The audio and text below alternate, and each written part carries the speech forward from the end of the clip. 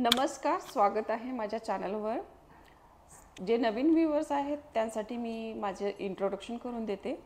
तर मी आहे सौ सुनीता धनंजय लवांडे. मी 2 मुलींची आई आहे. माझ्या दोन्ही मुली अमेरिकेमध्ये उच्च शिक्षणासाठी गेलेल्या आहेत आणि आता दोघेही जॉब करत आहेत ॲज अ सॉफ्टवेअर इंजिनियर म्हणून. तर मे महिन्यामध्ये माझ्या छोट्या मुलीचं कॉन्व्होकेशन होतं, त्यासाठी मी गेलेली होती. तर आल्यानंतर मला बऱ्याच DM आणि मेसेजेस आले की तू मुलींना कसं पाठवलं, त्यासाठी काय काय करावं लागलं, कुठल्या परीक्षा द्याव्या लागल्या, काय करावं लागतं. तर त्यासाठी म्हटलं मग आपण एक पॉडकास्टच बनावं यावर की उच्च शिक्षणासाठी आपल्याला काय करावं लागतं ते. तर माझी मोठी मुलगी भारतामध्ये आलेली आहे, संयोगिता. संयोगिता, तुझी ओळख करून दे अगोदर. मी आता ऑलमोस्ट 7 वर्ष झाले US मध्ये आहे. मी ॲज अ सॉफ्टवेअर इंजिनियर काम करते. फोर्ड मोटर कंपनी, फोर्ड माहीतच असेल सगळ्यांना, त्या कंपनीत मी काम करत आहे. मी माझं बॅचलर्स जे होतं ते MIT कोथरूड आपलं इथे पुण्यात जे आहे तिथून केलं आणि त्यानंतर मी लगेचच माझं मास्टर्स करायसाठी university of north Carolina Charlotte इथून मी मास्टर्स केलं. माझं मास्टर्स आणि माझं बॅचलर्स दोन्ही कम्प्युटरमध्येच होतं, त्यामुळे मी सॉफ्टवेअर इंजिनियरमध्येच जॉबही करत आहे. आता बऱ्याच विद्यार्थ्यांना किंवा पालकांना प्रश्न पडलेला असतो की अमेरिकेत किंवा इतर कुठल्याही देशात जायचं असेल तर त्यासाठी काय तयारी करावी लागते, कधी ॲडमिशन घ्यावं लागतं, ॲडमिशन प्रोसेस काय असते, तर त्याबद्दल थोडंसं तू सांग. हो, आता स्टार्टिंगला तर हे डिसाईड करणं खूप इम्पॉर्टंट आहे. जसं तू म्हटली की US नाही पण दुसरे देशही आहेत जिथे वाटतं लोकांना जावं. आपल्या वेळेस तर आपण सगळेच US चालले होते, त्यामुळे आपण बाकीचे जे कंट्रीज होते त्यांचा जास्ती विचार केला नाही. पण आय वुड से US त्यातल्या त्यात मला असं वाटतं की US मध्ये ऑपॉर्च्युनिटीज जास्ती आहेत. इकॉनॉमी जरी आत्ता थोडं रिसेशन चालू असेल तरी इकॉनॉमी मला असं वाटतं थोडी जास्ती स्ट्रॉंग आहे आणि जास्ती ऑपॉर्च्युनिटीज आहेत, त्यामुळे US तुम्ही नक्की लोकांनी कन्सिडर करायला पाहिजे. आणि स्टार्टिंगला हे खूप इम्पॉर्टंट आहे की रिसर्च करावा, तुम्हाला कुठे जायचं आहे, कोणत्या शहरात जायचं आहे आणि त्या शहरात तुम्हाला कोणत्या युनिव्हर्सिटीला जायचं आहे. तो एक पहिला जो असतो मला वाटतं सगळ्यांनी रिसर्च करावा आणि त्याच्यापासून मग प्रोसेस सुरू होते. तू ॲडमिशन प्रोसेस कधी सुरू केली आणि कसं सुरुवात झाली, ते कशी गेलीस तू, त्याबद्दल थोडंसं. हां, तर माझी सुरुवात आय थिंक आपण 3rd इयरपासूनच सुरुवात केली होती. 3rd इयरपासूनच हा विचार चालू होता की जॉब करायचा इथे इंडियामध्ये का US जायचं. तर आय थिंक आपण असं डिसाईड केलं होतं की GRE देऊन बघूया आणि त्यानंतर जसा स्कोर येईल त्याच्या हिशोबाने आपण डिसाईड करूया. आणि स्कोर चांगला आला, मला 327 होते GRE मध्ये. त्यामुळे आपण डिसाईड केलं की आपण USलाच डायरेक्टच जाऊया, एक्सपिरियन्स घेत बसलो नाही आपण वेळ वाया घालवला नाही. जसं B कम्प्लीट झालं त्याच वर्षी तू लगेच गेली, रिझल्ट लागला की लगेच गेली. तर आता ती प्रोसेस कशी होती की तू काय काय तयारी केली होती जाण्यामध्ये, तू कुठल्या एक्झाम द्याव्या लागतात परदेशी जायचं म्हटलं तर. Mila, come here, come sit here, sit sit, बस बस सिट, बस बसा खाली, खाली बसा. Good girl, good girl. Starting आपण GRE पासूनच केली होती. GRE ही एक्झाम मोस्ट ऑफ द युनिव्हर्सिटीजला लागते. काही युनिव्हर्सिटीज GRE घेत नाही, त्यामुळे मी म्हटलं की युनिव्हर्सिटीजची आधी रिसर्च करा आणि बघा की त्यांना GRE लागते का नाही. मग जर GRE लागत असेल तर मी तर दिलीप ओकचा क्लास लावला होता. दिलीप ओक फेमस आहे पुण्यात, त्यांचा क्लास लावला. 3 महिन्याचा त्यांचा क्लास असतो आणि ते सगळं तुम्हाला शिकवतात. मॅथ्स आणि इंग्लिश ह्या 2 गोष्टी ज्या असतात त्या इम्पॉर्टंट असतात. आणि त्यानंतर असते टोफल जी असते ती फक्त इंग्लिशची असते, स्पीकिंग, लिसनिंग आणि रीडिंग असं असतं. तर स्टार्टिंगला तर तुम्ही ह्या परीक्षा देऊन घ्या आणि बघा तुमचा स्कोर कसा येतोय आणि तिथून पुढून जी असते ती मग नंतर ॲडमिशन वगैरेची प्रोसेस सुरू होते. मग ती ॲडमिशन प्रोसेस कशी असते, कसं अप्लाय करायचं वगैरे, काय असतं ते? ॲडमिशनला तुम्हाला बऱ्याचशा गोष्टी लागतात. पहिले तर तुम्हाला युनिव्हर्सिटी शॉर्टलिस्ट करावे लागतात आणि त्यासाठी आपण काउन्सिलर केला होता त्यावेळेस, कारण आपल्याला जास्ती माहीत नव्हतं. त्यामुळे काउन्सिलर जे असतात ते तुम्हाला हेल्प करतात की तुम्ही युनिव्हर्सिटीज कशा शॉर्टलिस्ट करायच्या तुमच्या प्रोफाईलच्या हिशोबाने. प्रोफाईलमध्ये काय काय येतं, तुम्हाला बीई ला किती मार्क आहेत त्याच्यावर, आणि बीईचे सगळे, आता मी तर 4th इयरला होते आय थिंक, तर फक्त पहिल्या 3 वर्षाचे मार्क कन्सिडर होतात. त्या मार्कांवर जर तुमचं डिस्टिंक्शन वगैरे आहे, तुम्ही अजून काही एक्स्ट्रा करिक्युलर केलं आहे का, जसं की तुम्ही रिसर्च केलाय, काही रिसर्च पेपर लिहिलेत, किंवा तुम्ही काही इंटर्नशिप केल्या आहेत, किंवा तुम्ही काही एखाद्या इव्हेंटमध्ये पार्टिसिपेट केलं आणि खूप म्हणजे त्याच्यामध्ये तुम्ही अजून म्हणजे सपोज तुमच्या युनिव्हर्सिटीला रिप्रेझेंट केलंय, अशा सगळ्या ज्या गोष्टी असते हे तुमच्या प्रोफाईलसाठी असतं, आणि हे ह्या गोष्टी इम्पॉर्टंट असतात ऍडमिशनसाठी. तर त्याच्यावरून बेस्ड काउन्सिलर तुम्हाला एक लिस्ट देईल 10 युनिव्हर्सिटीज, आय थिंक 10 युनिव्हर्सिटीजला आपण अप्लाय करावं. त्यात वेगवेगळे डिस्टिंक्शन असतात, म्हणजे बेसिकली त्या वेगवेगळे कॅटेगरी असतात. काही युनिव्हर्सिटीजच्या कॅटेगरी असतात. काही युनिव्हर्सिटीज ज्या असतात त्या खूप सेफ असतात. सेफ म्हणजे की तुम्हाला तिथे जास्ती चान्सेस आहेत ऍडमिशन मिळायचे. त्यानंतर काही मीडियम लेवलच्या असतात की इथे मे बी मिळू शकतं, मे बी नाही, आणि ऑल्सो ॲम्बिशियस पण असतात की इथे थोडा चान्स कमी आहे पण एखाद्या वेळेस मिळू शकतं. फॉर एक्झाम्पल जर तुम्हाला स्टॅनफर्डला ट्राय करायचं असेल किंवा हार्वर्डला ट्राय कर, त्या ॲम्बिशियस अशा युनिव्हर्सिटीज काही लोकांसाठी प्रोफाईलमध्ये येऊ शकतात. तर एकदा ते सगळं झालं की तुम्ही डिसाईड केलं ह्या 10 युनिव्हर्सिटीजला तुम्हाला अप्लाय करायचं आहे, त्यानंतर तुम्ही त्या युनिव्हर्सिटीजच्या ज्या गरजा आहेत की त्यांना ॲप्लिकेशन काय काय लागतं ते गोळा करायला सुरुवात होते तुमची. तर ही सर्व माहिती आपल्याला गुगलवर मिळते. हो, तुम्ही युनिव्हर्सिटीजला गुगल करा, त्यांच्या वेबसाईटला जा, तुम्हाला कोणते त्यांचे प्रोग्राम आवडतात. असं नाही की फक्त मास्टर्स इन कम्प्युटर सायन्स असतं, बाकी पण आजकाल खूप गोष्टी आहेत, जसं AI आहे, डेटा सायन्स आहे. तुम्ही तो प्रोग्राम बघा आणि तुम्ही बघा तुम्हाला काय आवडतंय काय नाही आवडत आहे, आणि तुम्ही तो रिसर्च करायला ॲटलिस्ट 1-2-3 दिवस नक्की द्या. बरं, आता मग ॲडमिशन प्रोसेस कशी होती, म्हणजे तिकडनं काय येतं तुम्हाला, लेटर्स वगैरे येतात तुमचं, समजा एकदा ॲप्लिकेशन केलं की मग त्यानंतर काय प्रोसेस असते? नाही, पहिलं तर मी म्हणेन ॲप्लिकेशनसाठी आपण आपल्याला काय काय लागतं ते आपण बोलूया. स्टेटमेंट ऑफ पर्पज लागतो, पहिली तर गोष्ट आहे. आणि स्टेटमेंट ऑफ पर्पज जो असतो तो असतो तुमची स्टोरी, की मी हे अचीव केलं आहे, माझी काय स्टोरी आहे, मी का मला कम्प्युटर सायन्स किंवा कोणतंही फील्ड का मला शिकायचं आहे, हे तुम्ही स्टेटमेंट ऑफ पर्पजमध्ये लिहायला पाहिजे. आणि तीच युनिव्हर्सिटी तुम्हाला काय पाहिजे, तर ते प्रत्येक युनिव्हर्सिटीसाठी तुम्हाला ते वेगळं लिहावं लागतं की why do you want to study in our university, असं त्यांना ते कळायला पाहिजे. त्यानंतर लेटर ऑफ रिकमेंडेशन ह्या गोष्टी असतात. 3 लेटर ऑफ रिकमेंडेशन युजली लागतात. लेटर ऑफ रिकमेंडेशन म्हणजे कसं असतं की एखादा कोणतरी व्यक्ती आहे ज्याच्याबरोबर तुम्ही काम केलंय, ते तुम्हाला किती रेफर करू शकता किंवा तुमच्यासाठी किती वाउच करू शकता की बाबा he has done exceptional work और शी हॅज डन एक्सेप्शनल वर्क, ते त्यांनी एका लेटरमध्ये लिहायचं असतं. फॉर एक्झाम्पल जर तुम्ही एखादा प्रोजेक्ट केलाय, मी एका प्रोफेसर बरोबर प्रोजेक्ट केला होता, तर त्या प्रोफेसरनी माझ्यासाठी एक लेटर लिहिलं. किंवा मी एक इंटर्नशिप केली आहे, तर ते इंटर्नशिपच्या इथे तुम्ही कसं काम केलंय ते पण एक लेटर ऑफ रिकमेंडेशन तुमचं होऊ शकतं. सो ते लेटर ऑफ रिकमेंडेशन इम्पॉर्टंट असतात. ह्या सगळ्या गोष्टी आणि प्लस तुमच्या मार्कशीट, सपोज 3 वर्षाच्या तुमच्या ज्या मार्कशीट आहेत, हे सगळं तुम्हाला युनिव्हर्सिटीला प्रोव्हाइड करावं लागतं ॲप्लिकेशन करताना. आणि एक असते ॲप्लिकेशन फी, जी की आय थिंक एक $50 to $100 मध्ये असू शकते, इवन मोर पण असू शकते. सो तो एक खर्च पण तुम्हाला लक्षात ठेवायला पाहिजे की जर तुम्ही 10 युनिव्हर्सिटीजला अप्लाय करत असाल तर त्यांची ॲप्लिकेशन फी पण तुम्हाला माहीत असायला पाहिजे. आणि तेवढं तुम्ही बघा, मग तुम्ही 10ला करायचं, 5ला करायचं, कसं खर्च बघून पण ठरू शकता की 10 युनिव्हर्सिटीला करायचं की 4-5 यालाच करायचं. बरोबर, हे झाली ॲप्लिकेशन प्रोसेस. पुढे काय मग आता? ऍप्लिकेशन झाल्यानंतर तुम्हाला वेट करायचं असतं. आता युनिव्हर्सिटी काय म्हणते, राईट, की युनिव्हर्सिटी ऍक्सेप्ट करते, रिजेक्ट करते, त्यासाठी थोडा वेटिंग पिरियड असतो. आय थिंक 2-3 महिने किंवा इवन मोर दॅन दॅट पण नसतो. आय थिंक माझं 4th इयर जेव्हा सुरू झालं होतं तेव्हा युनिव्हर्सिटीजचे हे यायला लागले होते, होकार आणि रिजेक्शन आणि ऍक्सेप्टन्स दोन्ही यायला लागले होते. 3 ऍक्सेप्टन्स मला वाटतं आले होते. आणि तुम्हाला मल्टिपल जर ऍक्सेप्टन्स असतील तर मग तुम्ही डिसाईड करू शकता तुम्हाला कोणत्या युनिव्हर्सिटीला जायचं आहे. मग त्यानंतर पण तुम्ही बरीचशी मग रिसर्च करता की बाबा तिथं वेदर कसं आहे किंवा बाकी कशा गोष्टी आहेत, अपॉर्च्युनिटीज वगैरे, हे सगळं रिसर्च करून, फीज वगैरे हे सगळं बघून मग तुम्ही डिसाईड करा तुम्हाला कोणत्या युनिव्हर्सिटीला जायचंय.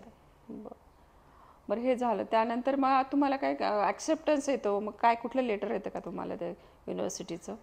ऍक्सेप्टन्स आल्यानंतर जर तुम्ही त्या युनिव्हर्सिटीला कळवलं की मला I accept your acceptance, I want to take admission, मला ॲडमिशन घ्यायचं आहे तुमच्याकडे, तुम्ही ते युनिव्हर्सिटीला कळवावं लागतं. आणि त्यानंतर युनिव्हर्सिटी तुम्हाला एक I-20 म्हणून पाठवते. तो मेलनी येतो. तो एक आता मे बी माहित नाही, मे बी सॉफ्ट कॉपी पण येत असेल, पण आमच्या वेळेस ती मेलनी आली होती.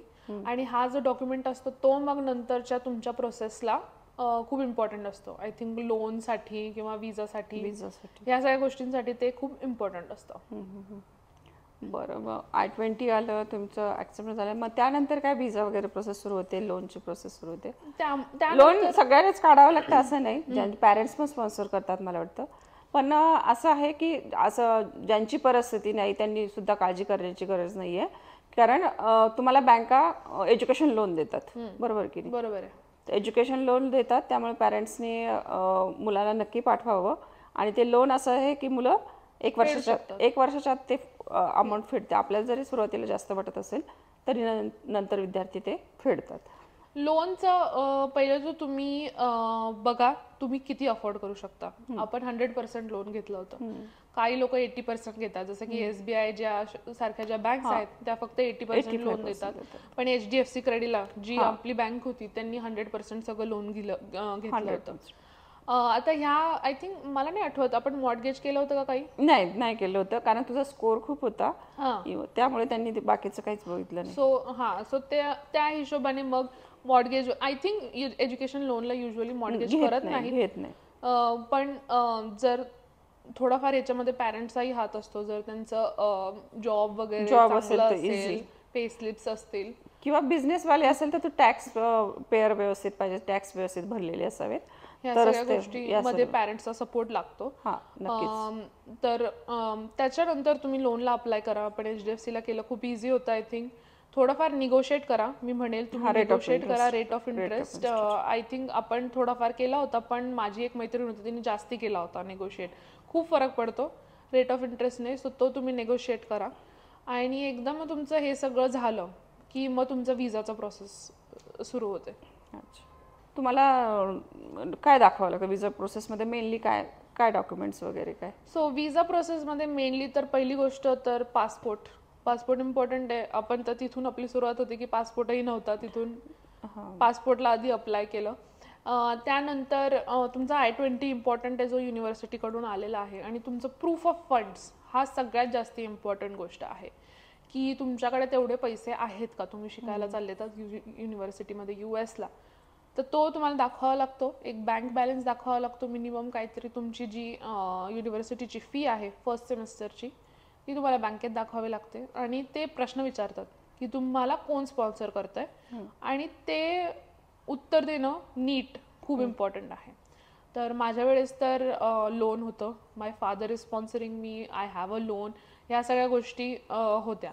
सो तुम्ही तसं सांगा की माझे ग्रँड पेरेंट्स करतायत किंवा माझे पेरेंट्स करतायत, तर समबडी एल्स इज स्पॉन्सरिंग. आई वडिलांव्यतिरिक्त इतर नातेवाईक सुद्धा स्पॉन्सर करू शकतात, मावशी काका आत्या वगैरे तेही करू शकतात. त्यांचे तुम्ही डॉक्युमेंट्स दाखवू शकता.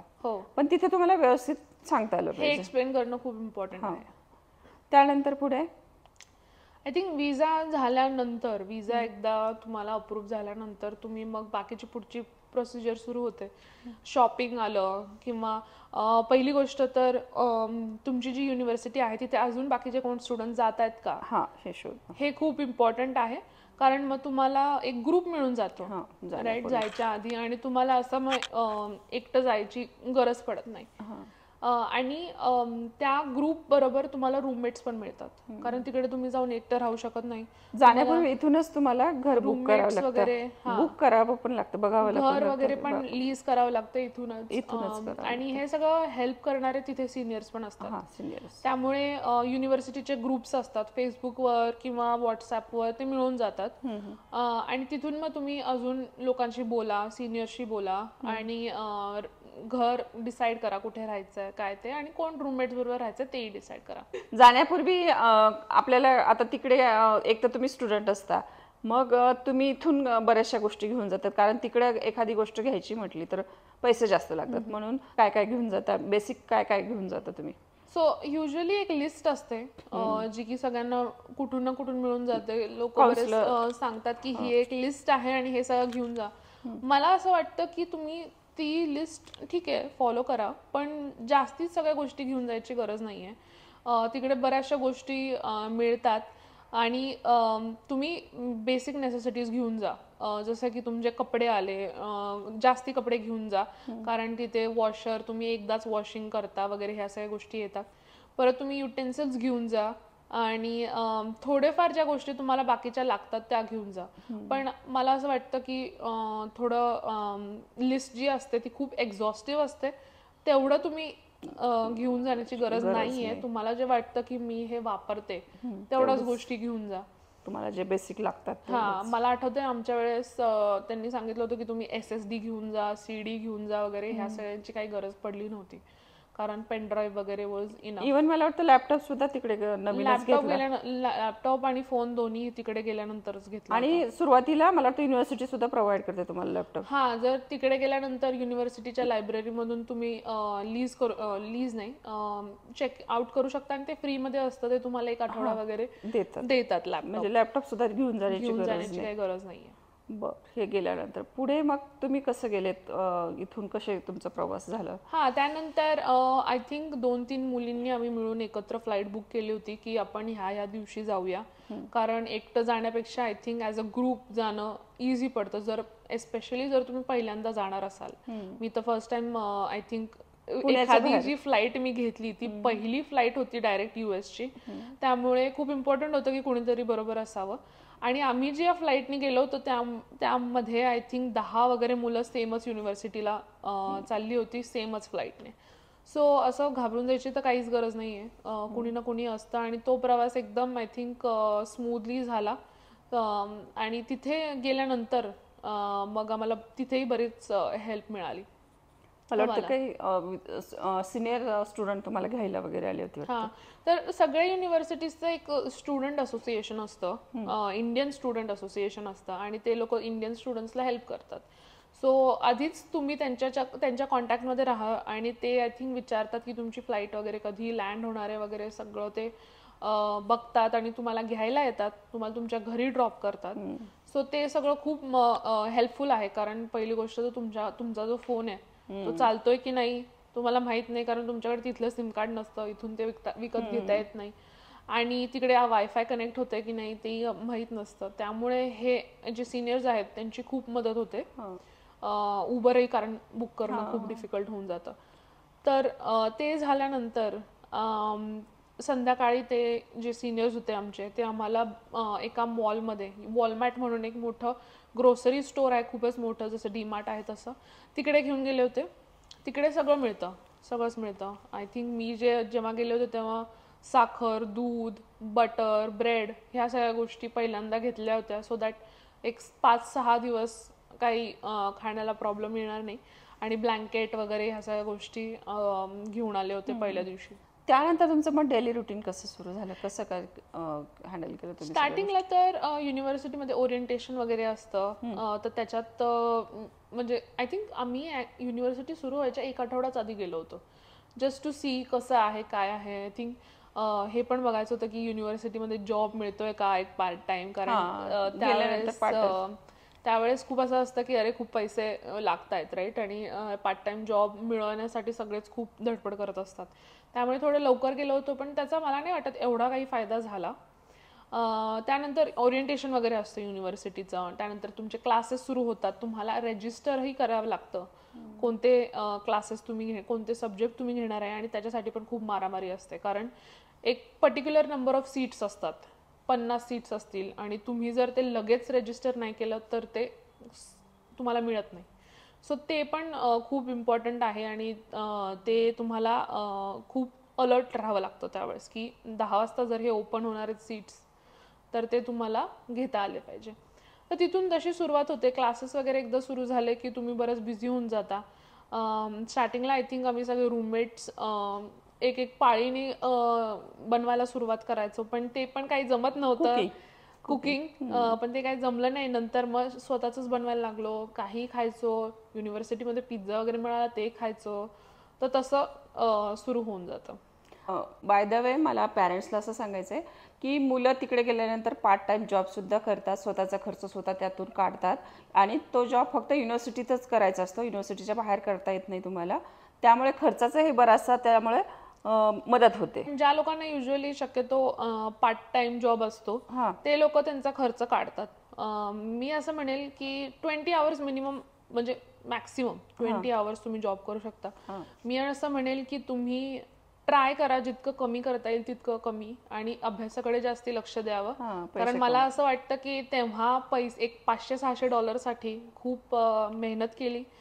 माझा जो जॉब होता तो सकाळी 5 वाजता वगैरे उठून मी जायचे.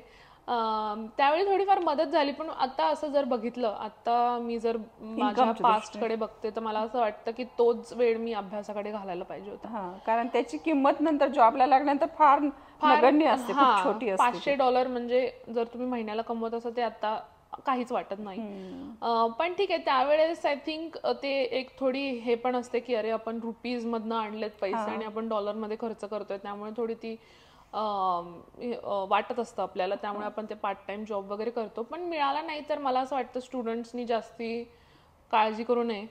एक $500 तुमचं काहीच काटा कुठे होत नाही. तुम्ही ते $500 बँकेकडून घ्या. बँक पण तुम्हाला तिथे राहण्याचा खर्च वगैरे देते, पण मिळतो त्यासाठी. म्हणजे ट्युशन फीच्या व्यतिरिक्त तुमचा बाकीच्या खर्चासाठी सुद्धा बँक लोन देते. मग ते तुम्ही ते घेऊन नंतर फेडले तरी चालेल.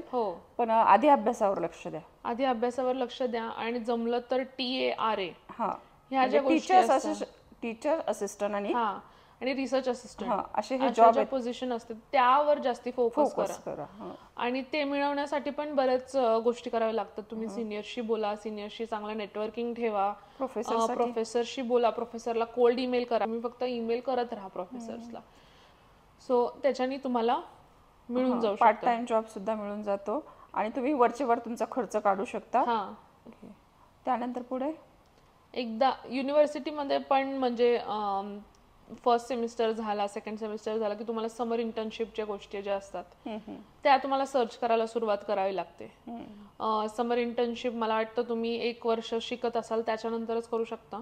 सो बेसिकली जर तुम्ही फॉलमध्ये गेलाय, आपण आय थिंक फॉल आणि स्प्रिंग बद्दल पण नाही बोललो, पण फॉलमध्ये जर गेलाय, फॉल जो असतो तो ऑगस्टमध्ये असतो आणि स्प्रिंग जो असतो तो जॅनमध्ये असतो. म्हणजे वर्षातून 2दा तुमचे ऍडमिशन होऊ शकतात. तिथे सेमिस्टर बेस्ड असतं सगळं, तर तुम्ही कोणत्याही सेमिस्टरला जाऊ शकता. तुम्ही फॉल सेमिस्टरला नाही तर स्प्रिंग सेमिस्टरला जाऊ शकता.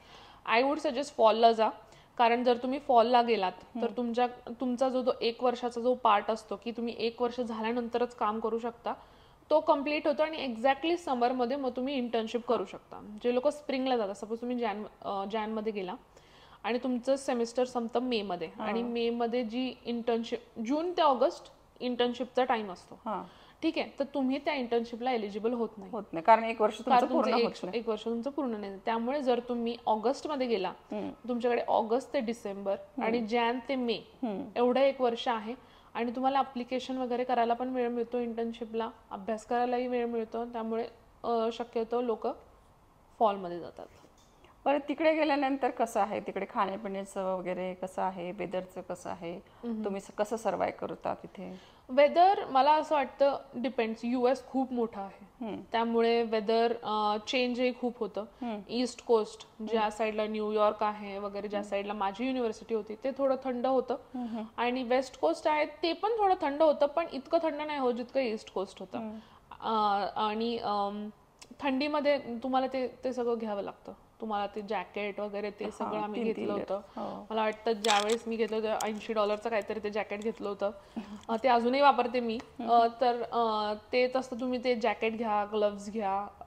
थंडीत ते खूप गरजेचं पडतं जर तुम्ही एका थंड ह्याच्यात असाल. आणि त्यानंतर खाण्यापिण्याचं म्हणायचं झालं तर तुम्हाला स्वतःला बनवावं लागतं. तुमची इंडियन फूडचे स्टोर आहेत, इंडियन फूड तिकडे मिळतं. इंडियन फूडचे रेस्टॉरंट्स आहेत, इंडियन स्टोर पण आहेत जिथे तुम्ही इंडियन गोष्टी विकत घेऊन बनवू शकता. तर ते मला असं वाटतं की तुम्हाला पण तयारी ठेवावी लागते की तुम्ही स्वतःही बनवून खाताल. म्हणजे थोडंफार कुकिंग सर्वायवलसाठी यायलाच पाहिजे, सर्वायवलसाठी यायलाच पाहिजे. आधी थोडी प्रॅक्टिस करून गेलं पाहिजे. हा, थोडी प्रॅक्टिस करून जा आणि थोडी तयारी ठेवा की स्वतःसाठी काहीतरी बनवून, कारण रोजच आपण बाहेरचं खाऊ शकत नाही एवढं मागाचं, आणि आवडत पण नाही तेवढं. आणि जर तुम्ही खाल्लं, आय थिंक बऱ्याचशा लोकांचं असं झालं होतं की आम्ही तिकडे गेलो आणि त्यानंतर जे बाहेरचं जेवण आमचं खूप जास्त झालं, पिझ्झा झालं किंवा बाहेरचे बर्गर वगैरे झालं, तर ह्या सगळ्या गोष्टी झाल्यामुळे बऱ्याच लोकांचं वेटही वाढलं होतं. माझं स्वतःचंही वेट वाढलं होतं, कारण आय थिंक तो टाइमच असा असतो की तुम्हाला बाहेर खाण्याला पण भाग पडत नाही. आता मी जिथे जॉब करत होते तिथे फ्री फूड मिळायचं, त्यामुळे मी काय रोज सकाळीच फ्राईज, बर्गर वगैरे, पिझ्झा वगैरे हे सगळं खायचे. तर तिथूनही तुम्हाला जॉबवरनं पण तुम्हाला थोडंफार जेवण मिळतं. बरेचसे लोक तिथूनही घेऊन यायचे आणि तेच खायचे, आणि बरेचसे लोक घरी बनवायचे, चपाती भाजीपासून काही लोक सगळंच बनवायचे. मला वाटतं चपात्या तुम्हाला फ्रोझन मिळतात, फक्त फ्रोझन मिळतात चपात्या, फ्रोझन भाज्या पण मिळतात, ज्या की करीज मिळतात तुम्हाला, त्याही बनवू शकता तुम्ही. मॅगीवर बऱ्याच लोकांनी दिवस काढलेत, सो असं बनवून म्हणजे बेसिक तुम्हाला थोडंफार तरी कुकिंग यायला पाहिजे. तर शिकून जा जाण्यापूर्वी. हा, आणि नाही तर मग तुम्हाला बाहेर पण तुम्ही बरंच, आमच्या इथे एक इंडियन रेस्टॉरंट होतं, तिथे पण लोक लंच वगैरेचे टिफिन यायचे, ते पण खात होते. सो असं काही नाही की तुम्ही उपाशी राहताल, तुम्हाला कुठून ना कुठून जेवण मिळेलच. तर मला असं विचारायचं आहे की मुलींसाठी किती सेफ आहे? आता बरेचसे पॅरेंट्स मुलींना पण, आता मुलांइतकंच मुलींना सुद्धा पाठवतात. आता आपण माझंच उदाहरण घ्या की मी दोन्ही मुलींना पाठवलेलं आहे, तर तिकडे किती सेफ आहे? मुलींसाठी किती सेफ आहे, मुलांसाठी सुद्धा किती सेफ आहे ते, त्याबद्दल. आता US असं आहे की तुम्ही कोणत्या सिटीमध्ये जाता त्याच्यावरती पण बरंच डिपेंड आहे. आता मी शार्लेटला होते, मला खूप सेफ वाटलं शार्लेट. पुण्यासारखंच वाटलं मला. आम्ही म्हणजे फिरत होतो, रात्री पण थोडंफार जर लायब्ररी वगैरे जायचं तर तेही केलेलं आहे. आणि मला असं वाटतं थोडं ग्रुपमध्ये राहणं, ते तर कुठेही असेल, ते पुण्यात असा, तुम्ही बाहेर असा, पण मला इन जनरल सांगायचं आहे की US is in all safe. आता थोडं डिफिकल्ट आहे, गन कंट्रोल वगैरे त्यांचं थोडं वेगळं आहे, ते तर वेगळेच, आय थिंक वेगळा टॉपिक आहे तो, पण थोडं तिकडे तुम्ही स्वतः पण अलर्ट राहणं गरजेचं आहे की स्वतः एकटं फिरू नका, ग्रुपमध्ये फिरा, थोडी हे करा, काय म्हणतात त्याला, थोडंसं प्रिकॉशन घ्या. रात्री जास्ती लेट वगैरे फिरू नका, पण एवढं असं मला कधी वाटलं नाही अनसेफ तिकडे. जागोजागी कॅमेरे असतात, त्यामुळे एवढं काही वाटलं नाही. युनिव्हर्सिटीमध्ये तर सेफ असते, युनिव्हर्सिटीच्या आत तर सेफ असतं, पोलीस असतात 24/7, तुम्ही त्यांचे सगळीकडे ते सेल्फ पेट्रोलिंग ते फोन असतात, तुम्ही तिथून त्यांना कॉल करू शकता. ते तुम्हाला घरी सोडतात, काही लोकांना त्यांनी घरी सोडून दिलेलं आहे. सो युनिव्हर्सिटीच्या आत तर खूप चांगलं. शेवटी स्वतःवर आहे, स्वतःला किती जपून प्रोटेक्ट करायचं. सिटीजवर पण डिपेंड होतं. आता मी सॅन फ्रान्सिस्कोमध्ये राहत होते, सॅन फ्रान्सिस्कोमध्ये इतकं सेफ नाही वाटलं मला, पण जिथे मला असं वाटतं इंडियन कम्युनिटीज जिथे आहे तिथे बऱ्यापैकी सेफ वाटतं आपल्याला. कारण आपले लोक आहेत, मदतीला येतील एक अपेक्षा असते की किंवा वाटतं आपल्याला.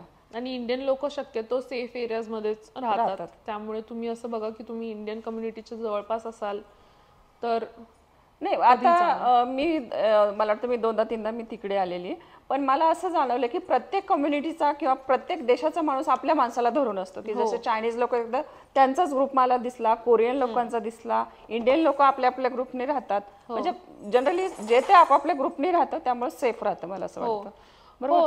थोडंफार एक तुमचं एक कनेक्शन पण होऊन जातं. तुम्हाला असं वाटतं की अरे we are in the same, आपण दोघेही सेम सिच्युएशन मध्ये आहोत. इंडियन लोकांशी आपण कनेक्ट जास्ती करू शकतो, बऱ्याचशा गोष्टी कॉमन असतात, त्यामुळे त्या फ्रेंडशिप्स पण होऊन जातात. आणि तिकडे गेल्यानंतर आपला माणूस म्हणून खूप हे असतं. मला वाटतं इथं जरी मदत करत नसेल तरी तिकडे मदत करतातच. नक्कीच. तर मला वाटतं पॅरेंट्सनी काही काळजी करण्याचं कारण नाहीये, मुलांना नक्कीच पाठवावं, इव्हन मुलींना सुद्धा पाठवावं. मी आता 2 ते 3 वेळेस जाऊन आले, त्यामुळे मला आता तिकडे काय प्रॉब्लेम असतात, कसे मुलं राहतात याबद्दल बरंच काही कळालं. त्यामुळे मला आता अजिबात काळजी वाटत नाही. संयोगिता गेली त्यावेळेस 1 वर्षभर काळजी वाटली, त्यानंतर मी कॉन्व्होकेशनला गेल्यानंतर बघितल्यानंतर अजिबात मला काही काळजी वाटली. त्यानंतर संजनाला ज्यावेळेस म्हणजे माझ्या धाकट्या मुलीला जेव्हा पाठवलं त्यावेळेस तर अजिबात बिलकुल काळजी नाही वाटली, कारण मी तो एरिया बघितलेला होता. नंतर काय काय प्रॉब्लेम असतात किंवा कसं सॉल्व्ह करतात, कसं राहतात हे सर्व मला माहित झालं होतं आणि त्यात तू होती. हा, तू असल्यामुळे मला तिची अजिबात काही काळजी थोडा वाटली एक नाही. सपोर्ट असतो. आता तू कॅनडामध्ये पण राहिली आहे 1 वर्ष, तर कॅनडा आणि US मध्ये काय फरक आहे? तिकडे शिक्षणाचं कसं आहे, US मध्ये कसं आहे? कॅनडाचं शिक्षणाचं मला जास्ती माहित नाही, कारण मी कॅनडा शिकले नाही, मी US मध्ये शिकले. US मध्ये माझा विजा झाला नव्हता. US मध्ये असं असतं की तुम्हाला 3 वर्ष मिळतात आणि तेव्हा तुमची कंपनी हे अप्लाय करत असते, विजा वर्क विजा H1B अप्लाय करत असते, आणि H1B हे लॉटरी असते. तर त्या लॉटरीमध्ये जर तुमचं पिक नाही झालं तर 3 वर्षच असतात आणि 3 वर्षानंतर तुम्हाला देश सोडावा लागतो. तर माझ्या केसमध्येही तसं झालं. 3 वर्ष माझा H1B पिकच नाही झाला, त्यामुळे माझ्या कंपनीने मला कॅनडाला पाठवलं. आणि कॅनडामधून मग you can still keep applying, तुम्ही अप्लाय करत राहू शकता H1B साठी. आणि कॅनडाला जशी मी आले तसं माझ्या कंपनीने मार्चमध्ये अप्लाय केला माझा विजा, आणि तो लगेच पिक झाला. त्यामुळे कॅनडामध्ये मी 9 महिने होते. कॅनडाची लाईफ पण बघायला मिळालं कसं आहे ते. मला असं वाटतं की कॅनडाची जी लाईफ आहे ती थोडीशी अशी चिल आहे, स्लो लिव्हिंग, लोक एन्जॉय करतात. आणि US ची जी लाईफ थोडी कॉम्पिटेटिव्ह आणि थोडी टेन्शनवाली आहे.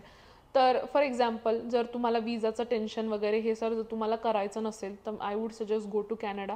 कारण कॅनडामध्ये ज्या विजाच्या प्रोसिजर आहे किंवा सिटिझनशिपची जी प्रोसिजर आहे ती थोडी US पेक्षा डेफिनेटली खूप बरी आहे.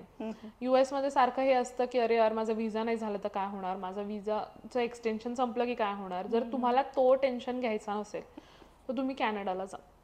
पण ॲट द सेम टाइम असं पण आहे की कॅनडामध्ये जी मला असं वाटलं, हे माझं स्वतःचं ओपिनियन आहे, की जे सॅलरीज वगैरे आहेत ते थोडे कमी वाटले मला compared to California.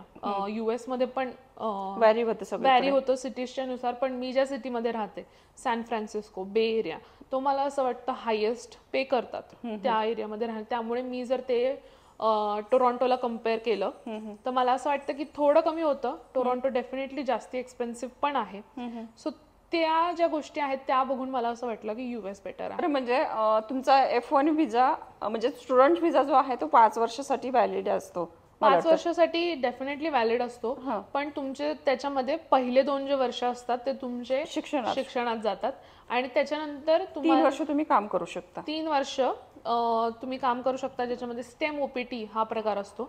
STEM OPT तुम्हाला जेव्हा जॉब मिळतो, तुम्हाला जेव्हा ऑफर मिळते तेव्हा तुमचं STEM OPT सुरू होतो. आणि त्यानंतर आय थिंक फर्स्टली तर वन्स यू ग्रॅज्युएट, तुम्ही जेव्हा ग्रॅज्युएट तुमच्याकडे 90 दिवस असतात जॉब शोधायला. आणि बरेचसे लोक त्यानंतर म्हणजे अनपेड जॉब वगैरे करून तो टायमर स्टॉप करतात. पण जॉब मिळाल्यानंतर तुमचा STEM OPT सुरू होतो, तो 1 वर्षाचा असतो. त्यानंतर तुम्हाला परत एक्सटेन्शन फाईल करायचा असतो, तो अजून 2 वर्षाचा असतो. आणि ह्या ज्या 3 वर्षात तुम्हाला सारखा H1B अप्लाय करत राहावा लागतो. H1B ची लॉटरी दर मार्च मध्ये असते.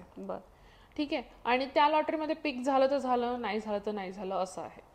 नाही, पण आता H1B करायचं म्हटलं तुमच्या हातात जॉब पाहिजे, आधी कंपनी अप्लाय करते ना, की तुम्ही स्वतः करायचं असतं? नाही, कंपनी स्पॉन्सर करू शकते. त्यामुळे जेव्हा तुम्ही जॉब पण घेता तुम्हाला अजून एक अट असते की तुम्ही ज्या कंपनी H1B स्पॉन्सर करतात त्याच कंपनी बरोबर तुम्ही काम करू शकता. अच्छा, मग त्यानुसार तुमचा H1B होतो. H1B. बरं, हे H1B किती वर्षासाठी व्हॅलिड असतो? H1B 3 वर्षासाठी व्हॅलिड असतो आणि त्यानंतर तुम्ही 1 3 वर्षाचा अजून एक्सटेन्शन करू शकता. टोटल 6 वर्ष. एकदा H1B झालं की तुम्ही 6 वर्ष राहू शकता. हो, आणि त्या 6 वर्षांमध्ये you have to make sure की तुम्ही I-140 ग्रीन कार्डची जी प्रोसिजर आहे ती तुम्ही सुरू करावी.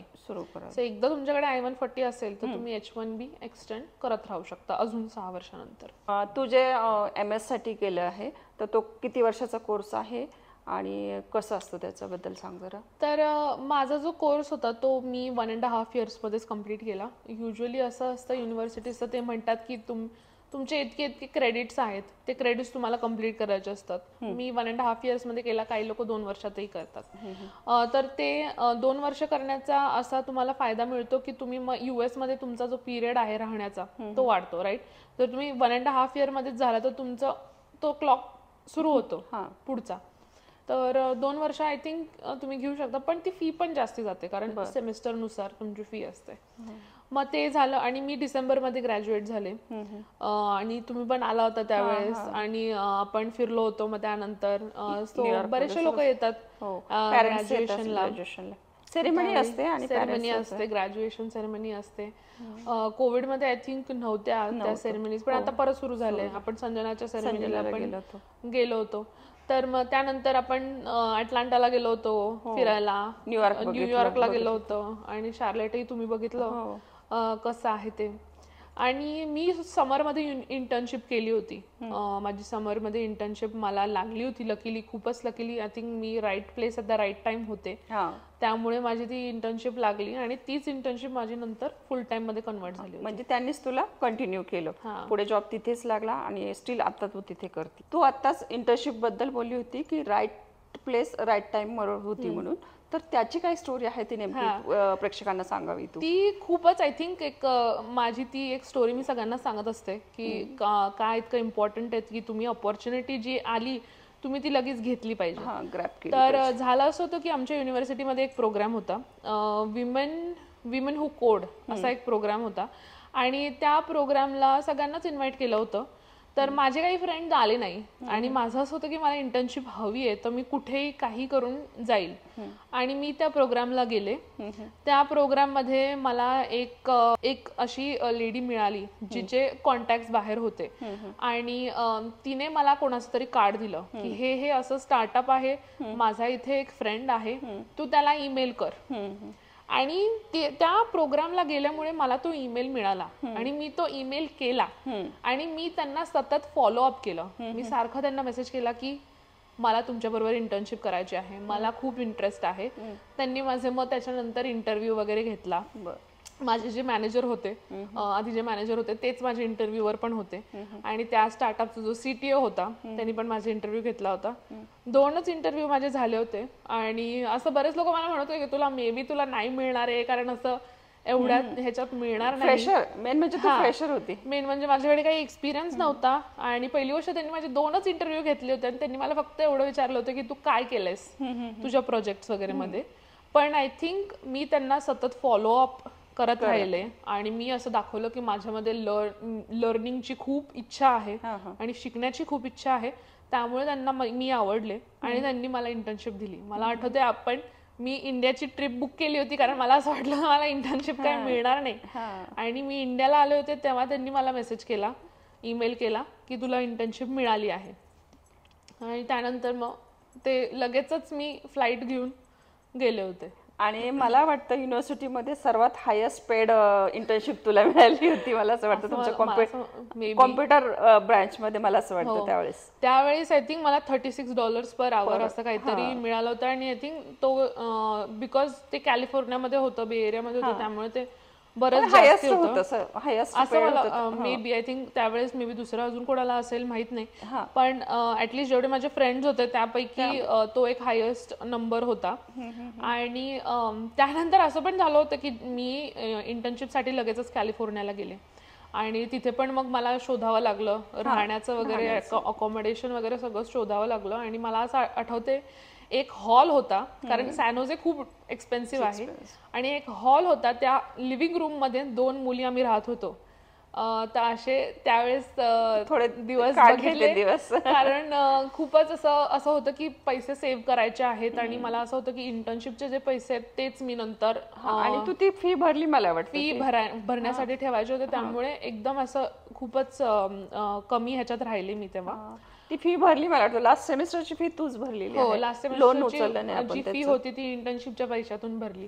आणि इव्हन मला सांगायला खूप आनंद वाटेल की आमचा सुद्धा कॉन्व्होकेशनचा खर्च सर्व सहयोगितांनी केला. आम्हाला न्यूयॉर्क दाखवलं, इव्हन फ्लाईटचे वगैरे सगळे तिकीट सहयोगितांनी स्पॉन्सर केले होते आम्हाला. आय थिंक ती इंटर्नशिप मिळाली आणि तो जो त्यांनी दिला होता, मी आता ते सांगत होते तुला की माझं आय थिंक 15-20 दिवस झाले होते. त्यानंतर मला HR बोलवलं होतं आणि ती मला बोलली होती की आम्हाला असं वाटतंय की तुला आम्ही कमी पैसे देतोय मार्केटच्या हिशोबाने. आणि त्यानंतर त्यांनी माझी सॅलरी वाढून दिली होती आणि ते म्हटले होते आतापर्यंत जेवढे पैसे दिलेत, आतापर्यंत जेवढं काम केलंय त्याचे पण ते वाढून देतील. सो त्यांनी त्यानंतर माझं 42 पर आवर करून दिला होता 36 पासून, आणि आधीचे पण सगळे पैसे दिले होते. आय थिंक तो जो ते जे मी पैसे कमवले ते खूपच मग त्यानंतर यूज झाले, इंटर्नशिपला झालं किंवा कॉन्व्होकेशनला तुम्हाला बोलवायचं झालं, खर्च झाला. तो खर्च झाला. तर तो खर्च त्याच्यातून निघाला. सो ते खूपच चांगलं झालं होतं. आय थिंक ते त्या मी प्रोग्रामला गेले त्यामुळे बरंच चेंज झालं. पण आता हे झालं की ज्यांना जॉब मिळतोय त्यांच्याबद्दल झालं की ज्यांचं जॉब होतं त्यांचं सगळं स्मूथ होतंय. पण काही मुलांचं असं होतं की जॉब लवकर मिळत नाही. मग अशा वेळेस त्या लोकांनी काय करायचं असतं, काय करतात ते मुलं? अशा वेळेस थोडं पेशन्स ठेवावा लागतो. काय असतं ह्या सगळ्या गोष्टींमध्ये, जसं माझ्या हिशोबाने पण मला असं वाटतं की लक हा पण एक खूप मोठा फॅक्टर असतो. आणि काही लोकांचं लक थोडं जर जमत नसेल तर त्यांना थोडा पेशन्स ठेवावा लागतो. असं नाही की तुम्हाला जॉब मिळणार नाही, तुम्हाला डेफिनेटली जॉब मिळेल. एक 6 महिन्यांनी मिळेल, एक वर्षभराने मिळेल, पण मिळेल, मला तरी असं वाटतं. आणि तुम्ही तेवढी आय थिंक जास्ती मग तुम्हाला अभ्यास करण्याची थोडी अजून तुम्हाला हे करावं लागतं. पण मला असं वाटतं की आता सध्या इकॉनॉमी थोडी खराब आहे US मध्ये आणि खूप लोक स्ट्रगल करतात जॉब वगैरे मिळवायला. पण थोडंसं पेशन्स आय थिंक ठेवायला पाहिजे. आता मी नोव्हेंबरमध्ये बघितलं परत सगळं लोक हायरिंग सुरू केलेलं आहे. तर आय थिंक हळूहळू आता सगळ्यांना जॉब लागायला सुरुवात होईल. बरं, जॉब नाही मिळाला काय एजन्सी थ्रू वगैरे काय लोक जातात, तो काय प्रकार आहे? एजन्सी थ्रू पण असतात, काही कन्सल्टन्सी असतात त्याच्या थ्रू पण काही लोक गेलेले आहेत. त्याच्यामध्ये असं असतं काही ॲटलिस्ट जे केसेस मी ऐकलेत की ते फेक करतात तुमचा रेझ्युमे, तुमचं सगळं फेक दाखवतात आणि मग तुम्हाला इंटरव्ह्यू वगैरे मिळवतात आणि मग तुम्हाला जॉब मिळवतात. आणि ते थोडाफार कट घेतात तुमच्या सम पर्सेंटेज त्यांचा कट असतो. आय थिंक त्यांचा I would suggest not to go त्या राऊंडनी. तुम्ही जाऊ नका जर तुमचं खूपच जास्ती आय गेस जर खूपच जास्ती तुम्हाला गरज असेल तरी तुम्ही जा. पण मी तर सजेस्ट करेल की नका जाऊ त्या राऊटला. कारण त्याच्यातून निघणं थोडं डिफिकल्ट होऊन जातं नंतर. पण हां, जास्ती त्यामध्ये मला हे नाही आहे, कारण माझी स्टार्टिंग जेव्हा माझी इंटर्नशिप झाली होती त्यांना माझं काम आवडलं होतं. तर तुम्ही इंटर्नशिपमध्ये पण खूप इम्पॉर्टंट आहे की तुम्ही चांगलं काम करा, सो दॅट तुम्हाला फुल टाईम पण ऑफर करतील. की तू इंटर्नशिपमध्ये चांगलं काम केलं 3 महिने, त्यांनी 3 महिने संपायच्या आधीच फुल टाईम ऑफर दिली होती की तू तुझं ग्रॅज्युएशन संपव आणि तू ये. काही लोकांना असं पण असतं को-ऑप, म्हणजे तुम्ही जेव्हा शिकताय, जेव्हा तुमचं सेमिस्टर चालू आहे ते पण मिळालं होतं काही लोकांना त्या समोर इंटर्नशिप थ्रू नंतरच. आणि त्यानंतर जॉबही मग मी त्याच स्टार्टअपमध्ये सुरू केला होता. आता तू जाऊन जवळजवळ 7 वर्ष झालेली आहेत, तर तुला काय फरक वाटतो इंडिया आणि US मध्ये? आणि आता जे मुलं जाऊ इच्छित आहेत की त्यांना परदेशात उच्च शिक्षणासाठी जायचं आहे, तर त्यांच्यासाठी तू काय सांगशील? पहिली गोष्ट आपण जो डिफरन्स आहे इंडिया आणि USA मध्ये त्याच्याबद्दल बोलूया. मला असं वाटतं आणि हे माझं पर्सनल ओपिनियन आहे, लाईफस्टाईल जी आहे ती US ला गेल्यानंतर माझी खूप जास्ती इम्प्रूव्ह झाली. तिकडे जे इन्फ्रास्ट्रक्चर आहे ते खूपच जास्ती चांगलं आहे compared to India. India is developing, India आणि is going to grow as a economy. इंडियामध्ये ऑपॉर्च्युनिटीज खूप आहे आणि इन्व्हेस्टमेंटसाठी पण खूप ऑपॉर्च्युनिटीज आहेत. सो तुम्ही पण मला US ची लाईफ ह्यासाठी आवडते कारण मला असं फील होत होतं की मला पुण्यात असं बिलॉंगिंग फील होत नव्हतं. आणि हे आय थिंक माझं स्वतःचं ओपिनियन आहे. नथिंग अगेन्स्ट इंडिया और नथिंग अगेन्स्ट पुणे, पण मला असं वाटत होतं की US मध्ये गेल्यावरती मला जे फ्रीडम होतं, जे की काही घालण्याचा फ्रीडम आहे किंवा कधीही फिरण्याचं फ्रीडम आहे, ते मला मिळालं. तिथे जास्ती असं म्हणजे जजमेंट कमी आहे. तुम्ही जे करताय त्याचं जजमेंट कमी असतं. इथे जजमेंट जास्ती असतं तुम्ही जे काय करता. सो मला ती लाईफस्टाईल आवडते. मला तिथलं जे मला स्वतःला जास्ती इंडिपेंडंट वाटतं कारण तिथे तुम्ही फॉर एक्झाम्पल फॉर विमेन इथे जर तुम्ही आता हे तुझीच एक्झाम्पल मी सांगतेय, if you go to buy a house, तिथे तुम्हाला विचारणार की तुझे पप्पा कुठे आहेत किंवा तुझा नवरा कुठे आहे. हे जे एका बाई मागे कुणीतरी पुरुष पाहिजे की तिचे वडील असतील, भाऊ असेल, नवरा असेल, तर कोणीतरी पाहिजे तसं. हे जे होतं ते मला US मध्ये नाही बघावं लागलं कारण मी तिथे कार घ्यायला गेले होते. मला कुणी नाही विचारलं की तुझा हस्बंड कुठे आहे, तुझा बॉयफ्रेंड कुठे आहे किंवा तुझे पप्पा कुठे आहेत, हे मला कुणी विचारलं नाही. त्यामुळे मला तो जो थिंकिंग जो आहे थोडं ट्रेडिशनली आहे काही सिटीजमध्ये US मध्ये, पण ज्या लिबरल सिटीज आहेत जसं की कॅलिफोर्नियामध्ये सॅन फ्रान्सिस्को लिबरल आहे ते मला खूप आवडतं. तो जो इंडिपेंडन्स आहे तोच एक डिफरन्स आहे. आता जसं सगळ्यांचा पर्सनल प्रेफरन्स आहे त्यांनी तसं करावं. आणि पैसे ऑब्व्हियसली तुम्ही तिथे डॉलर्समध्ये कमवता आणि तुम्ही इथे जर इन्व्हेस्ट करत असाल तर खूप जास्ती फरक पडतो. कारण आता डॉलर मी जेव्हा उचलला होता माझ्या लोनसाठी तेव्हा 65 होता 65 आणि मी जेव्हा पे केला तेव्हा 75 हो. होता. सो तो एक मला ॲडव्हान्टेजही मिळाला. आणि आत्ता तर डॉलर 83-85 आहे. सो जी पण तिकडून आणून जी इथे इन्व्हेस्टमेंट केली आहे त्याच्यामुळेच केली आहे. आणि मला असं वाटतं की करिअरसाठी पण तिथे ज्या मोठ्या कंपनीज आहेत इथेही आहेत, इथे पण खूप सारे स्टार्टअप्स आहेत, इथेही खूप सॉफ्टवेअर इंजिनियर्सची गरज आहे. पण तिथे मला असं वाटतं की थोडंसं US इंडियाच्या थोडं पुढे आहे टेक्नॉलॉजी वाईज म्हणा किंवा काही प्रोडक्ट्सच्या हिशोबाने म्हणा, काही काही गोष्टींमध्ये पुढे आहे. जसं सिलिकॉन व्हॅली जे आहे तिथे AI मध्ये आता सध्या एवढं सगळ्या गोष्टी चालू आहेत. सो मी सिलिकॉन व्हॅलीमध्ये राहते, त्यामुळे मला ते जास्ती जवळून बघायला भेटतं. फॉर एक्झाम्पल इंस्टाग्राम जर एखादं फीचर टेस्ट करत असेल तर ते सिलिकॉन व्हॅलीच्या लोकांमध्ये टेस्ट करतं. इंडियावाल्यांना ते माहितही नाही की ते तसं फीचर येणार आहे, पण मला ते यूज करायला पण मिळतं. सो मला तो एक गोष्ट म्हणजे टेक्नॉलॉजी तुम्हाला सर्वात अगोदर मिळते आणि अगोदर मिळते. ह्या ज्या कंपनीज आहेत, ज्या मोठ्या मोठ्या कंपनीज आहेत, त्या जर कोणतं एखादं टेस्ट करत असतील तर पहिलं तुम्हाला मिळतं. आता मी जिथे राहते ऍपल, फेसबुक, गुगल हे लिटरली 20-20 मिनिटावर आहेत. सो ते हेडक्वार्टर्स आहेत त्यांचे जिथे मेन सगळ्या गोष्टी होतात. सो ते मला खूप असं मला वाटतं की खूप ॲडव्हान्टेज आहे. आणि स्टार्टअप वगैरे पण तिथे इन्व्हेस्टर्स एवढे आहेत, जर तुम्हाला करायचं असेल तर तुम्ही खूप जवळ आहात ह्या पूर्ण कल्चरच्या. त्यामुळे मला त्या गोष्टी आय थिंक थोडा ॲडव्हान्टेज वाटतो. डेफिनेटली तुम्हाला इंडियाला आल्यावरती खूप फ्रीडम असतो काही करण्याचा. US मध्ये you don't have the freedom की तुम्ही काही करू शकता, तुम्हाला एक जॉब करावा लागतो, राईट.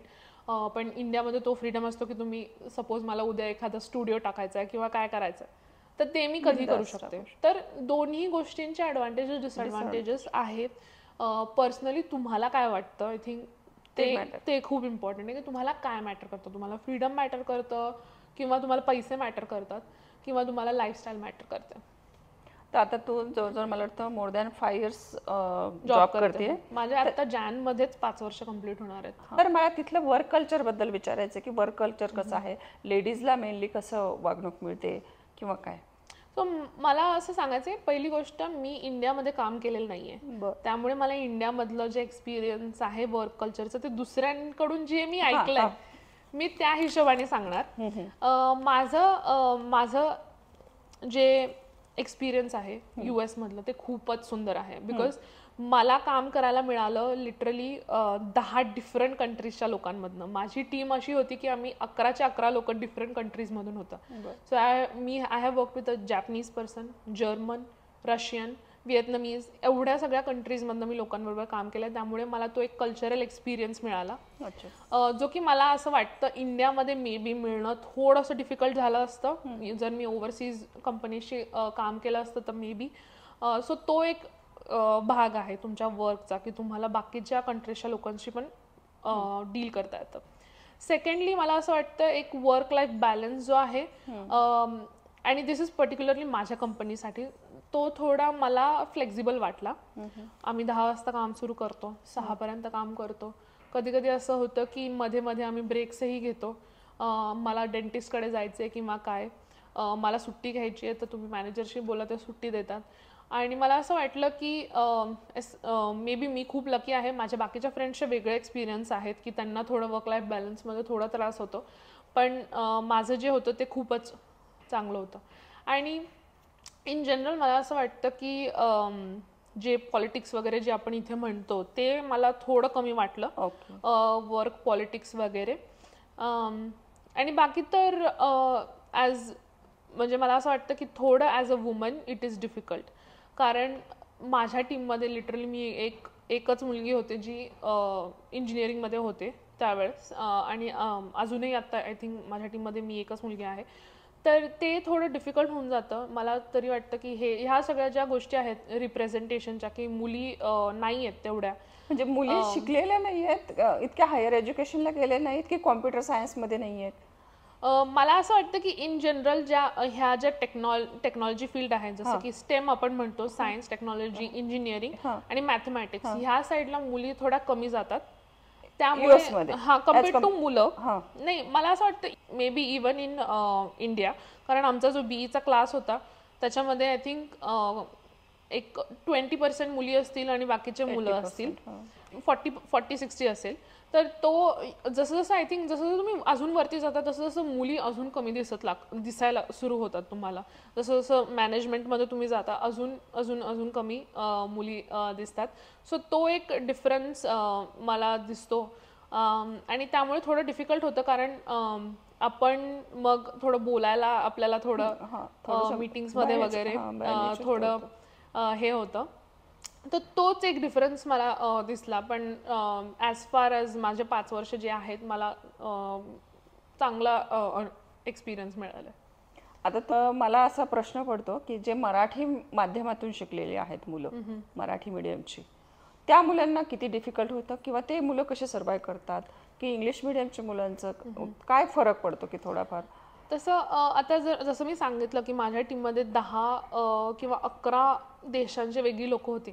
त्यांचीही वेगळी ॲक्सेंट्स असतात, त्यांनाही थोडा इश्यू असतो इंग्लिशमध्ये बोलण्याचा. त्यामुळे असं होतं की सगळे समजून घेतात. एस्पेशली इन टेक मला असं वाटतं की खूप असं समजून घेण्याचं हे असतं की जर कोणी जर समजत नसेल तर थोडंफार असं की व्हॉट वर यू सेइंग किंवा थोडं एक्सप्लेन करून सांगण्याची हे असते. तर मला तर नाही वाटत की काही इश्यू व्हायला पाहिजे, कारण सगळ्यांनाच तो इश्यू आहे. बाकीच्या कंट्रीज मधल्या पण लोकांना थोडाफार इंग्लिशचा इश्यू येतोच. आणि जसं जसं तुम्ही यूज टू होत जाता तसं तसं ते अजून बेटर होत जातं. सो आय डोंट थिंक की तो इश्यू त्यामुळे मला असं वाटतं की मराठी मीडियमच्या विद्यार्थ्यांनी अजिबात घाबरायचं कारण नाही, किंवा त्यांनी सुद्धा खूप प्रयत्न करायला पाहिजेत. केवळ इंग्लिश येत नाही, बोलता येत नाही म्हणून तुम्हाला टेक्निकल नॉलेज किंवा अकॅडमिक खूप चांगले असतात, पण केवळ इंग्लिशच्या भीतीपोटी बरेचसे लोक प्रयत्न करत नाही. जर बेसिक इंग्लिश येत असेल तर it is more than enough. आणि ते तर तुम्हाला 10वी पर्यंत येतच असतं, म्हणजे 10वी-12वी पर्यंत तुम्हाला जो पॉइंट आहे तो नीट ठेवता आला पाहिजे. तर मग English is not problem. English is not as much of a problem. तुम्ही जर टेक्निकली स्ट्रॉंग असाल तर तुम्हाला तो प्रॉब्लेम येत नाही असं मला वाटतं. तर मग तो प्रश्न मिटला इंग्लिशचा. राहिला फायनान्सचा, तर तो फायनान्समध्ये तुम्हाला एज्युकेशन लोन मिळतं, त्यामुळेही तो प्रश्न मिटतो. जॉब ऑपॉर्च्युनिटीजही भरपूर आहेत. तर मग एकंदरीत तुमचं सगळं स्मूथ होऊन जातं. फक्त तुमची जाण्याची तयारी पाहिजे, मला तर वाटतं की कष्ट करण्याची तयारी पाहिजे, की आणि स्किल तुमचे डेव्हलप झाले पाहिजे. तर एक तर कष्टही असतं आणि मला असं वाटतं थोडाफार लकचा पण थोडा भाग असतो, कारण तिकडे जाऊन तुम्हाला ते जॉब वगैरे मिळणं ते पण थोडं लकवर असतं.